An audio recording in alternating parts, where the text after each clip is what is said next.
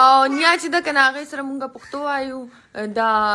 ماته پښتو ور سره وایو هغه راته وایي چې تاسو د پنجابي بچی چې را سره اردو وایي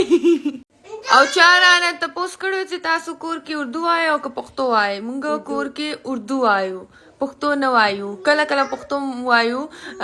د پښتو نیا دي سره چې کنه نیا چپشا نیا السلام علیکم ډیر ورځ پس ما درته سلام وکم وعلیکم السلام علیکم السلام